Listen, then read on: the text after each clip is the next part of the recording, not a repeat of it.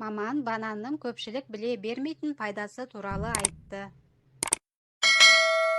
Дәрігер гастроэнтеролог Азамат Габуев бананның жүрекке пайдалы екенін айтты.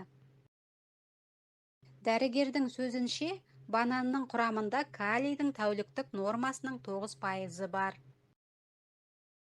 Ал калий жүрек қан тамырлары үшін пайдалы. Банан жеу артериал қан қысымын қалыпқа келтіруге көмектеседі екен. Сондай-ақ көмірсутек көп болғандықтан ағзаға қажетті қуат береді. Габуев бананды аш қарынға жеуге болмайтынын айтады.